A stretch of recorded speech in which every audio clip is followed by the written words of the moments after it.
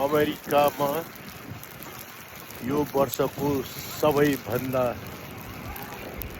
ठुलो हिमपात आज भएको छ।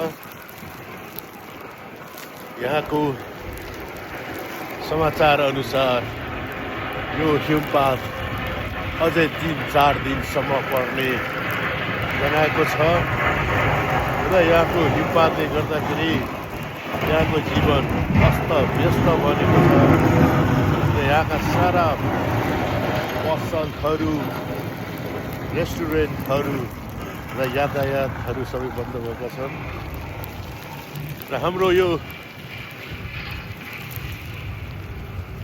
ठाउँमा पनि अहिले यो बाटोहरू छन्, मान्छेहरू फट्टफुट्ट मात्र बाहिर निस्केका छन् र यो निरन्तर त्यो हिमपातले गर्दाखेरि यहाँको जीवन सबै अस्तव्यस्त बनाइदिएको छ र यो हिमपातको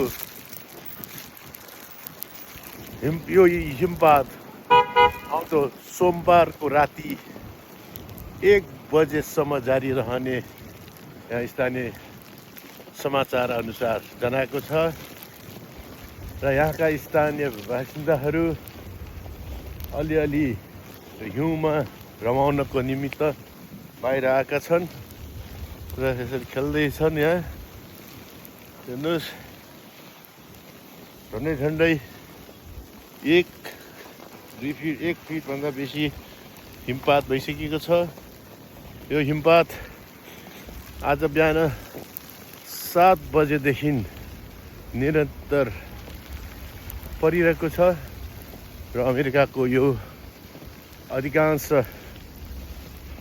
क्षेत्रमा यो हिमपात भएको जानकारी गराएको छ र सम्पूर्ण जनताहरूलाई होसियार रहन पनि आग्रह गरेको छ स्थानीय सरकारले, किनभने यो हिमपातको कारण हिम आँधी तुफान आउने जनाएको छ र यहाँका सबै चिजहरू अवरुद्ध भएको छन्, विद्यालयहरू बन्द भएका छन् र अहिले आजका दिनमा यहाँ सबै सुनसान छन्। बाटोहरू कुन हो राम्रोसँग थाहा पाउन गाह्रो भइरहेको छ। मौसम पनि अति चिसो छ।